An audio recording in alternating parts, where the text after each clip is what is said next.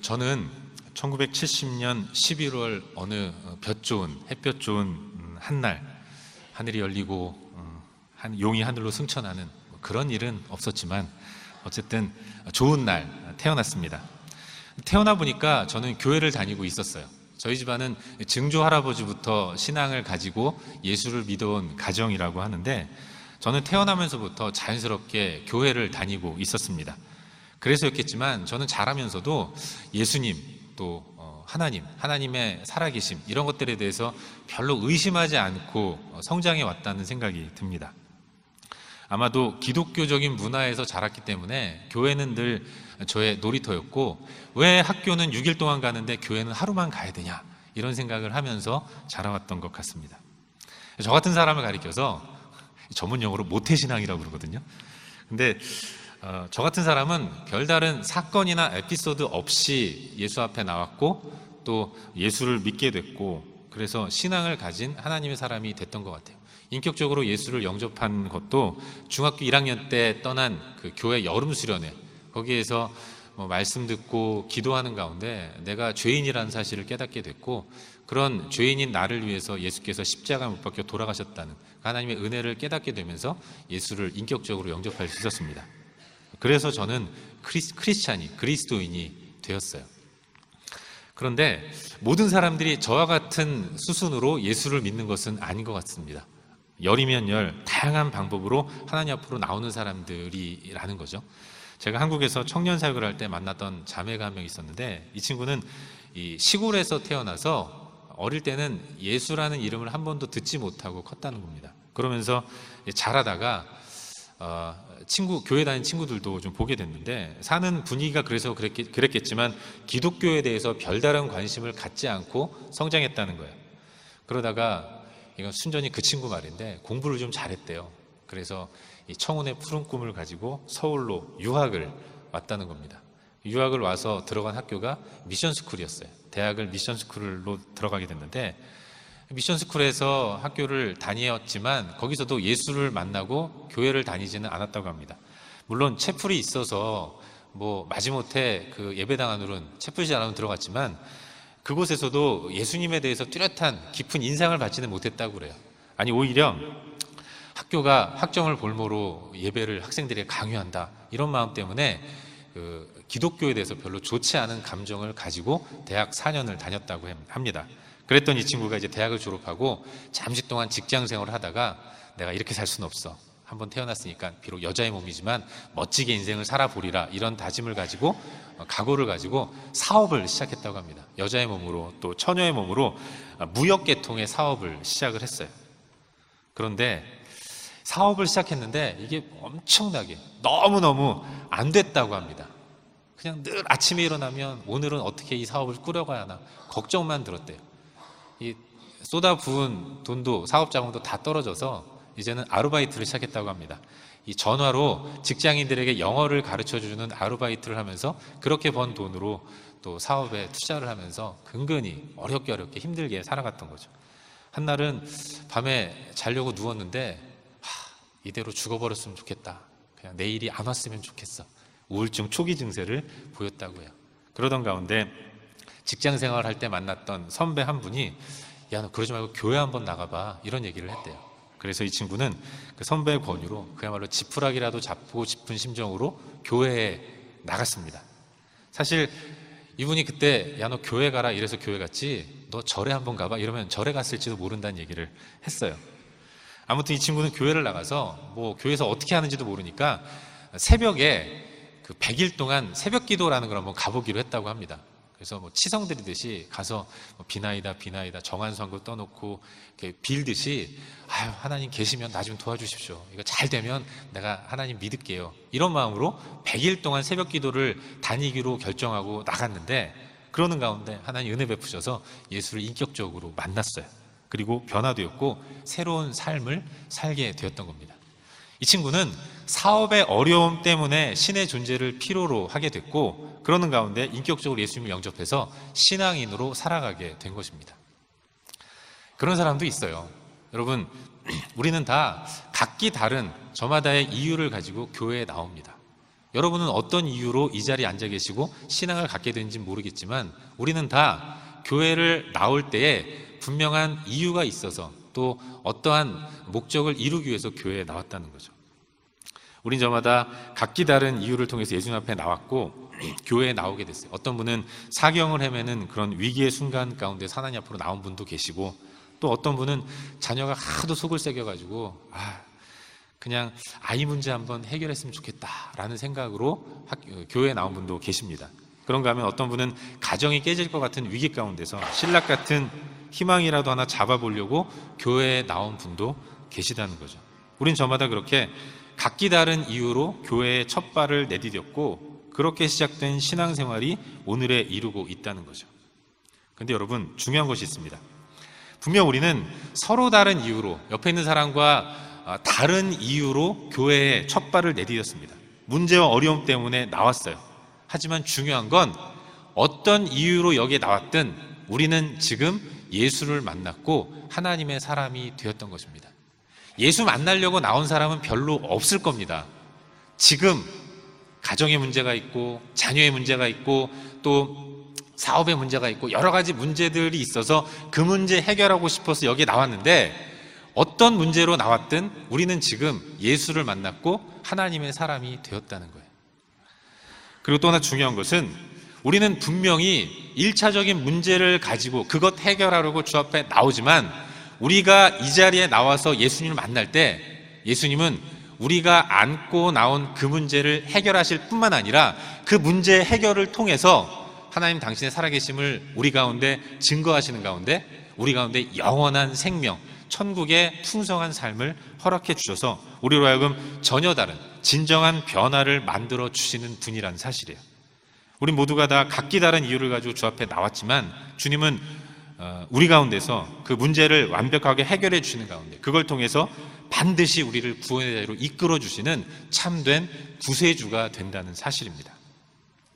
오늘 우리는 마가복음 2장에 나오는 한 사건을 통해서 우리가 똑같이 특별한 이유를 가지고 주 앞에 나온 한 사람의 모습을 보게 됩니다. 그리고 예수님이 그 사람을 어떻게 고치시고 회복시키셔서 영원한 생명을 주시는, 구원을 주시는지를 보게 돼요.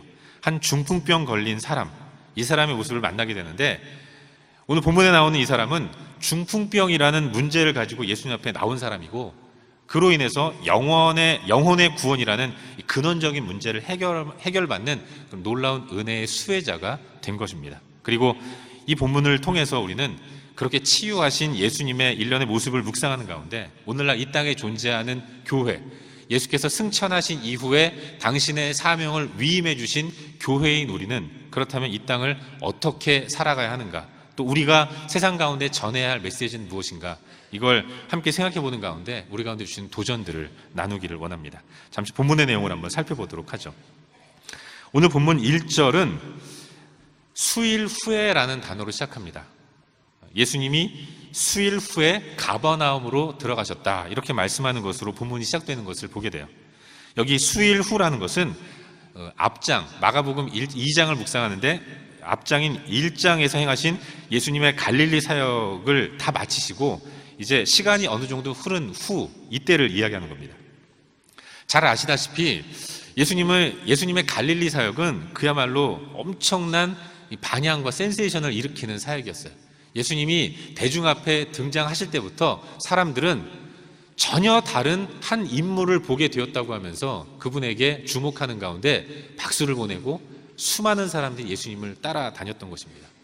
세례 요한에게 세례를 받으신 이후에 나오시면서 하늘이 열리고 성령이 비둘기같이 임하시는 것들을 사람들이 목격했고, 그런 예수님을 사람들은 주목하면서 열광했고 박수를 보냈고 그 예수님을 따라다녔습니다.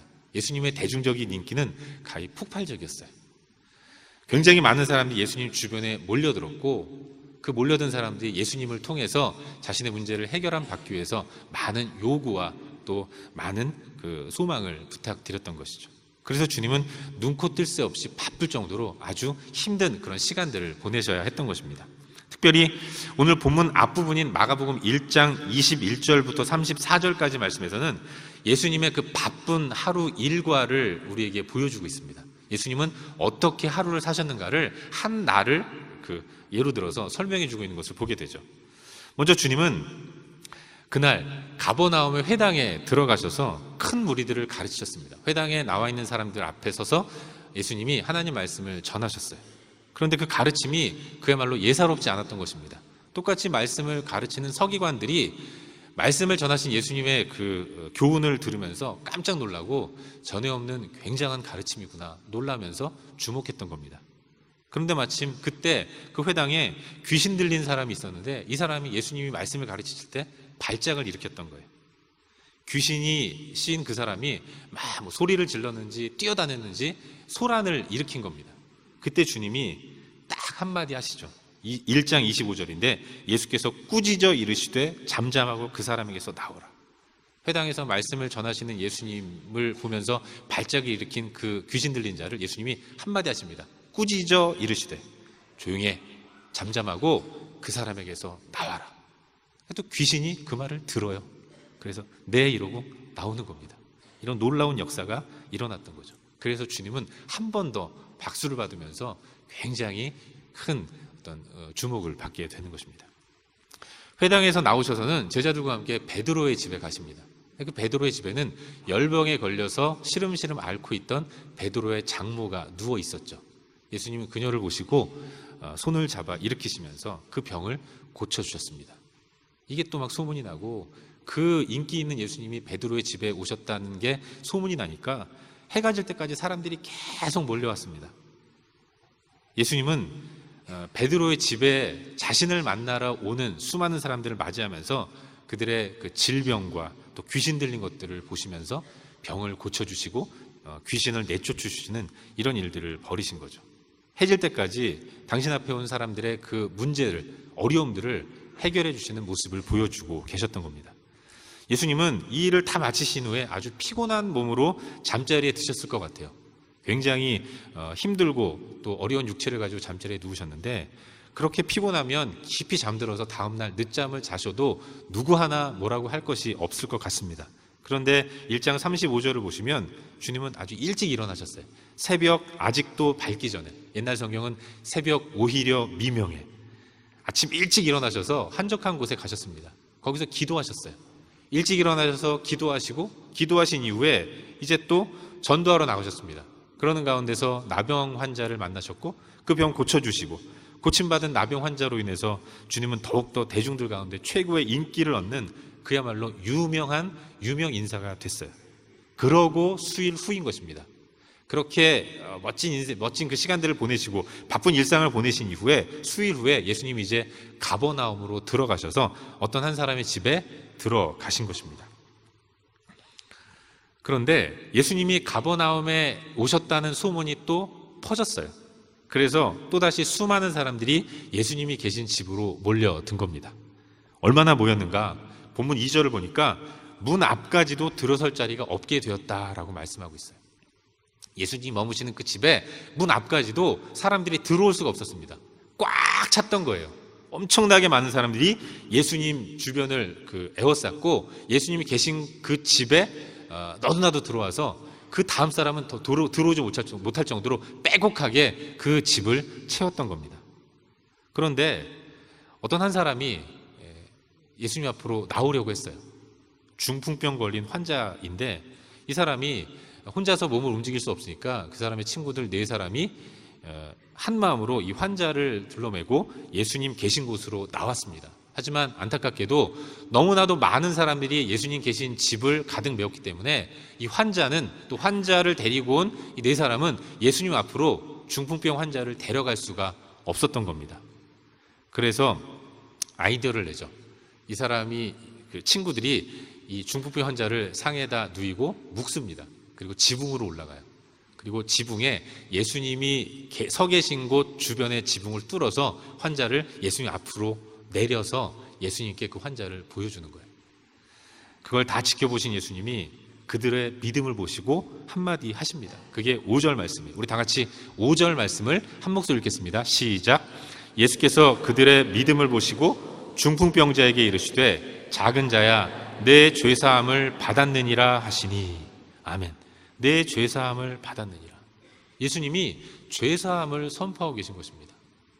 여러분, 이게 좀 핀트가 안 맞는 뜬금없는 이야기예요. 환자는 고침을 받으려고 나온 겁니다. 나음을 받기 위해 나온 환자에게 주님이 하시는 말씀이 죄사함을 선포하시는 거예요.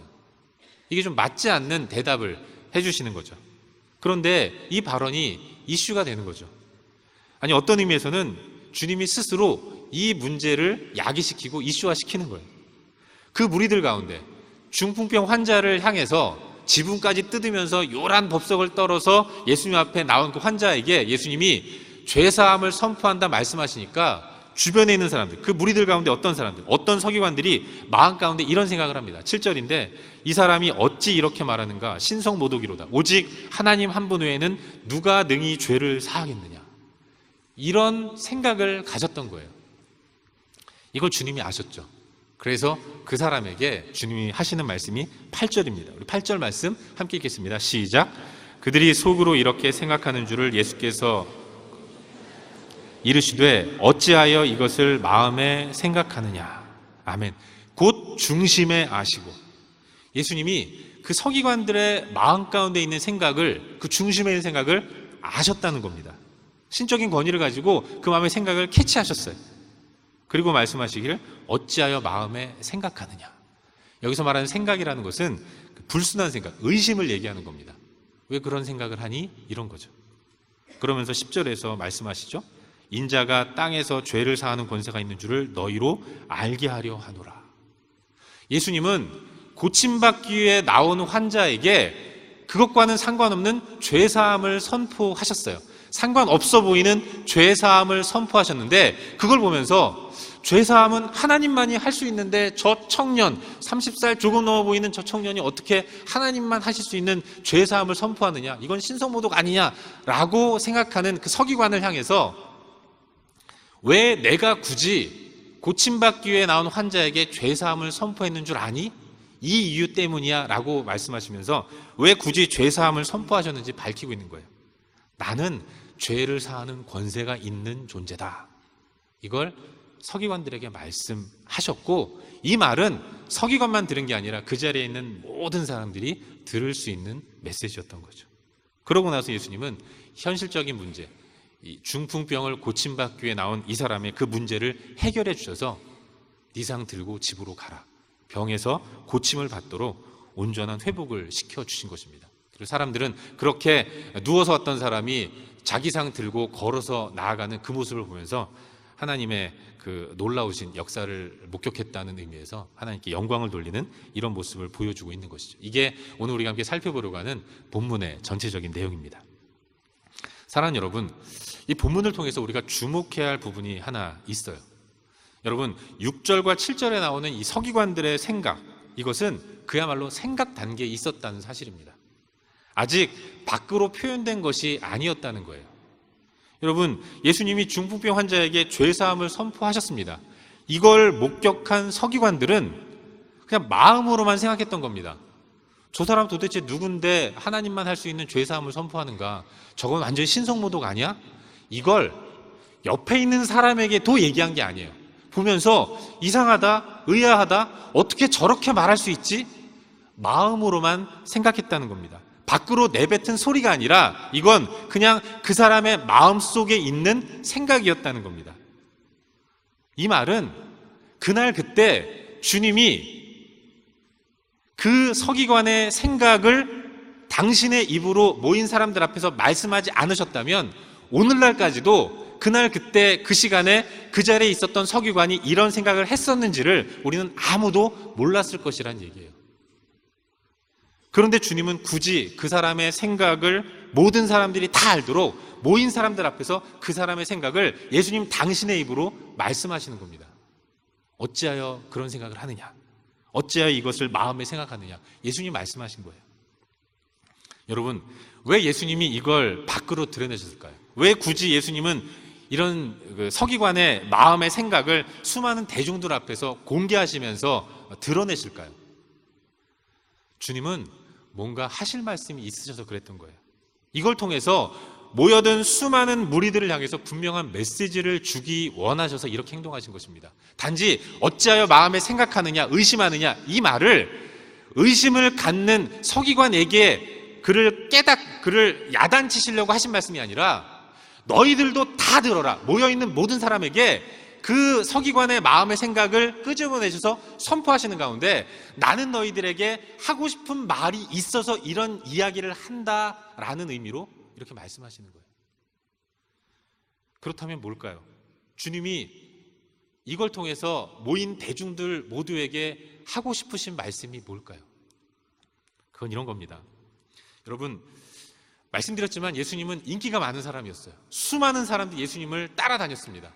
그런데 예수님을 따라다니는 사람들은 거의 모두가 다 예수님에 대한 심각한 오해를 가지고 있었습니다. 각자 저마다 자기 나름대로 예수님을 생각하고 있었던 거예요. 눈앞에서 귀신을 쫓아내는 예수님을 봤습니다. 무슨 병이든 당신 앞에 나오는 그런 환자들을 완벽하게 고쳐서 돌려보내는 예수님을 봤어요. 정신을 쏙 빼놓을 정도로 엄청난 권위를 가지고 가르치시는 그 능력의 예수님, 교훈을 전하시는 예수님을 봤습니다. 당시 사람들은 그런 예수님을 보면서 야, 저 사람은 굉장히 훌륭한 의사구나. 저 사람은 아주 영험한 무당이야. 저 사람의 가르침은 어디서도 들어볼 수 없었던 훌륭한 가르침이야. 저 사람은 아주 훌륭한 그런 강사야. 더 나아가서 당시 사람들은 민속 메시아 사상, 저 사람과 같은 능력이라면 환자를 고치고 귀신 들린 자를 내쫓는, 귀신에게 명령하니까 귀신이 그 말을 듣고 순종하는 이런 모습을 바라보면서 저 사람의 능력이 있다면, 저 능력 가지고 우리를 인도한다면 우리 민족 로마의 압제 가운데서 괴롭고 힘든 이 비참한 삶을 살아가는데 저 사람이 하나님이 보내신 메시아가 아닐까, 저 사람을 통해서 그 옛날 우리가 누렸던 그 다윗의 영광을 다시 회복할 수 있지 않을까. 그 사람은, 예수님을 따르는 수많은 사람들은 예수님을 통해서 각자 저마다 내가 지금 현실적으로 당하고 있는 이 땅의 문제들을 해결함을 받을 수 있다는 소망을 가지고 있었던 것입니다. 몸이 아픈 질병의 문제, 귀신이 쓰여서 미쳐있는데 자녀의 문제, 로마의 압제로부터 벗어나서 완전한 자유와 해방이 필요한 우리 민족의 문제, 그런 하나하나의 이 땅의 문제들 때문에 사람들은 그 문제 좀 해결하기 위해서 예수님 앞으로 모여들었던 거예요. 부한 자든 가난한 자든, 율법에 능통한 유력한 자든 보잘것없는 신분의 사람들이든 그들 모두는 다 각자 저마다 자기가 안고 있는 문제들을 저 예수를 통해서 해결해 보고자 하는 마음으로, 그래서 예수님 주변을 가득 메웠던 것이죠. 주님은 그런 이유들을 가지고 주 앞에 나온, 당신 앞에 나오는 사람들의 그 문제를 해결해 주셨어요. 아픈 사람은 고쳐주셨고 귀신 들리는 사람들은 귀신을 내쫓아 주셨습니다. 그리고 교훈이 필요한 자들에게는 권위 있는 교훈을 선포하고 가르쳐 주셨어요. 하지만 중요한 건 이겁니다. 주님은 분명 문제를 안고 당신 앞으로 나오는 사람들의 문제를 해결해 주셨어요. 그런데 중요한 건 예수님은 그런 일을 하려고 이 땅에 오신 분이 아니라는 것입니다. 병이나 고치고 귀신이나 내쫓으려고 하늘 보좌 버리고 이 땅에 내려오신 분이 아니라는 거예요. 주님 왜 이 땅에 오셨습니까? 주님이 이 땅에 오신 진정한 이유는 죄와 허물로 죽은 가운데 살아가는 저들에게 참 생명을 허락해 주시기 위해서 오신 것입니다. 하나님 당신께서 만세 전에 택하신, 창세 전에 택하신 하나님의 사람들에게 하나님의 살아계심을 선포하고 예수 그리스도를 믿게 만드셔서 하나님 당신의 백성으로 만드시기 위해서, 에베소서 2장 1절 말씀처럼 죄와 허물로 죽었던 우리들을 살리시기 위해서, 영원한 생명을 허락해 주시기 위해서 예수님은 이 땅에 오신 것입니다. 그런 주님이, 그런 목적을 가지고 이 땅에 오신 주님이 당신께서 구원해 내야 할 백성들을 보신 겁니다. 근데 죄다 하나같이 다 문제를 안고 있는 거예요. 참 생명을 허락해 주시기 위해서 오신 예수님이 그 예수를 통해서 참 생명을 소유해야, 그 공급받아야 할 사람들을 보니까 다 병에 걸려 있는 겁니다. 다 중독되어 있는 거예요. 다 귀신의 권세 아래 짓눌려서 괴롭고 힘든 삶을 사는 것입니다. 그게 너무 안타까웠던 거예요. 너무 불쌍해 보인 겁니다. 그래서 안타까운 마음에, 긍휼의 마음을 가지고 환자가 오면 환자를 고쳐줬어요. 귀신 들린 사람 오면 귀신을 내쫓아 준 겁니다. 진리를 알기 위해서 방황하는 사람들에게 바른 진리 말씀을 선포했어요. 그렇게 아픈 사람 고쳐주고 귀신 내쫓아 주니까 사람들은 열광했죠. 그러다가 나타난 현상이 뭐냐면 예수님을 이제는 그런 분으로만 인식했던 것입니다. 예수님이 어떤 분인지는 상관없어요. 저 예수 앞에 나오면 내 문제 해결받겠구나. 이런 땅에서의 문제를 해결함 받고자 하는 소망만 가지고 주 앞에 나왔던 겁니다.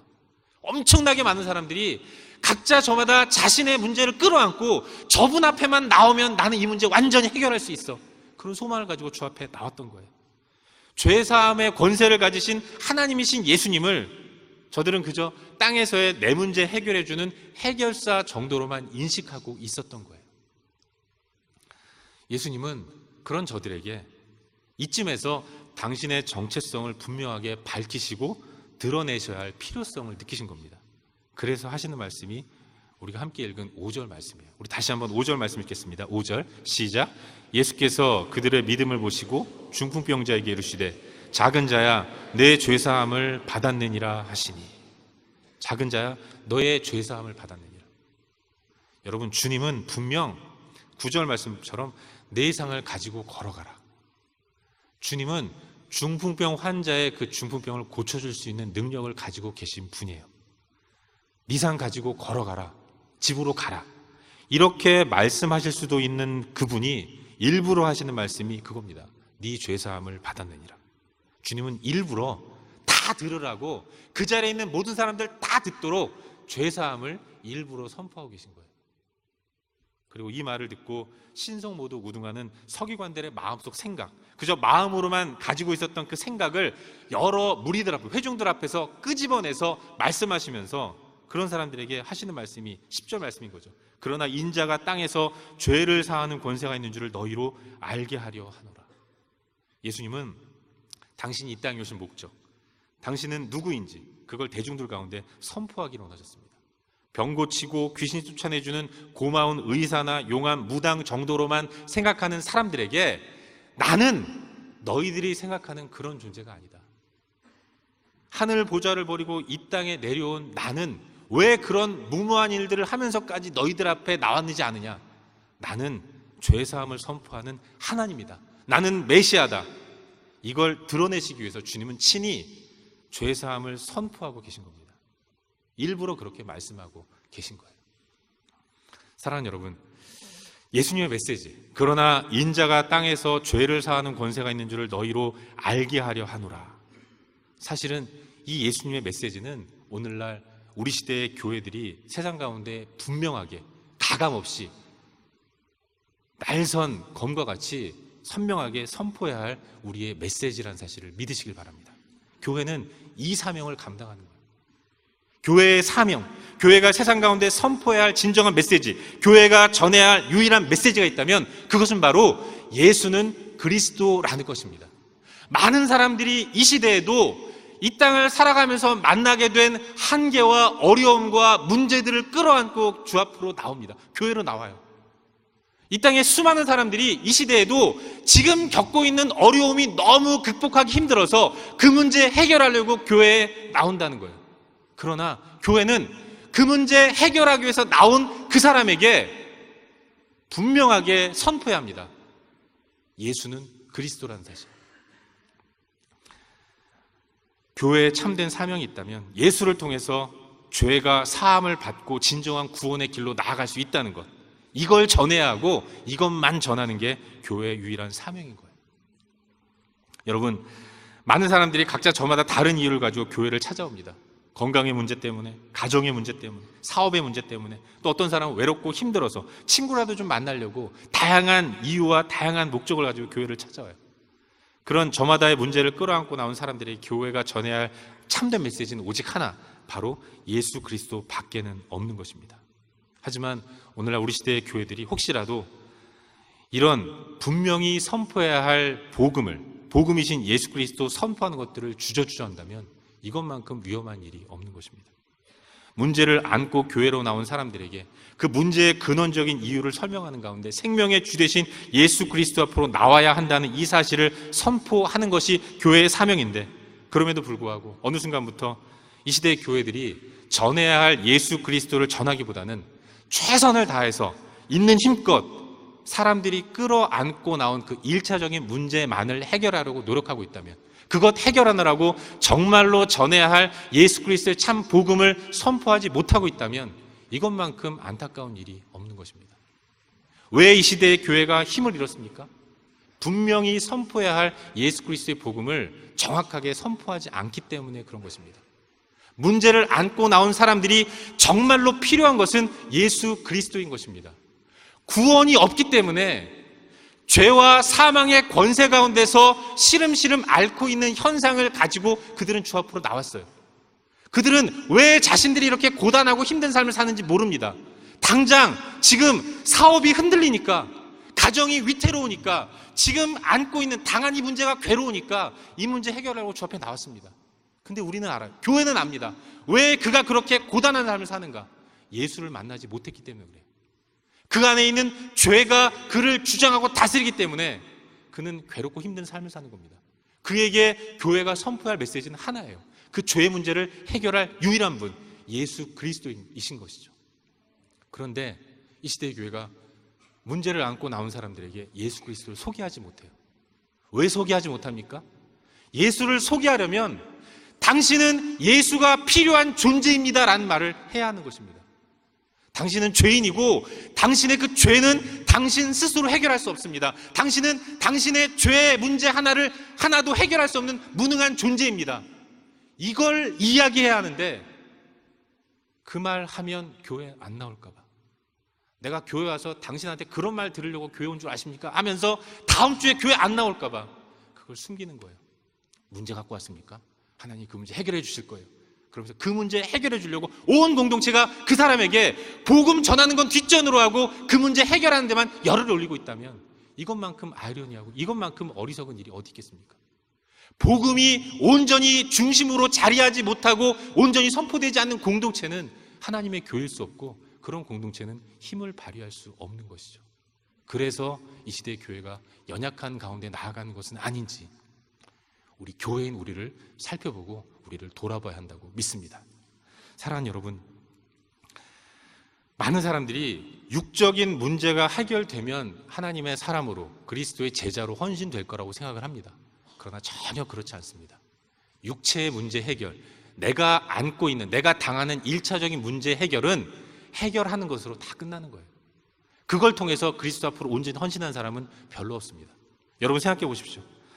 예수님 시대에 예수님을 십자가에 못 박으라고 소리소리 지른 그 수많은 군중들, 그 군중들 가운데는 예수님이 자유의 몸으로 돌아다니실 때 광야에서 보리떡 5개와 물고기 2마리, 보리떡 7병이요, 보리떡 7개와 물고기 2마리로 남자만 5,000명, 남자만 4,000명 먹일 때 그날 그 자리에서 그 떡 하나, 물고기 하나 먹은 사람들도 있었을 것입니다.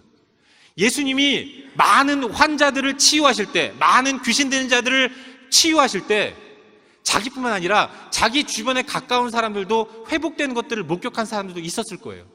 그렇게 예수님이 현실적인 문제를 해결해 주실 때 그 수혜를 본 사람도 있었을 텐데, 근데 어떻게 수많은 사람들이 죄다 하나같이 저 예수 못 박아라, 저 사람은 신성모독한 자다, 죽어 마땅하다 소리를 질렀겠습니까? 아니 소리까지는 지르지 않았을지라도 그 흔한 변호조차 하는 사람이 없었던 거예요. 여러분, 예수님의 그 심판정 앞에서 예수를 변호한 사람은 한 명이었습니다. 이방인 빌라도밖에 없었던 거예요. 기적의 체험과 문제 해결이 제자의 삶으로 이끄는 것은 아니라는 것입니다. 그래서 복음만이 중요한 것이고 복음만이 꼭 선포되어야 한다는 사실을 믿으시길 바랍니다. 말씀을 맺겠습니다. 세상 가운데서 부름받은 교회인 우리는 그리스도를 전해야 할 사명을 부여받은 사람이에요. 우리는 어떤 식으로든 그리스도의 복음을 전해야 합니다. 그런데 우리가 전할 것은 복음이에요. 복음을 들어야 할 사람에게 분명하게, 명확하게, 적확하게 예수 그리스도의 복음을 선포해야 합니다. 예수가 그리스도라는 사실, 나는 구원이 필요한 죄인이라는 사실, 병든 사람이 의원의 필요성을 인정하고 의사 앞에 나오듯이 내가 죄인이라는 사실을 인정하면서 아무런 가능성도 나에게서는 발견할 수 없다는 사실을 인정하는 가운데 주 앞에 나오는 모습, 그래서 날마다 예수를 알아가는 풍성함, 이것을 세상에 선포하는 사명이 교회인 우리에게 있는 것입니다.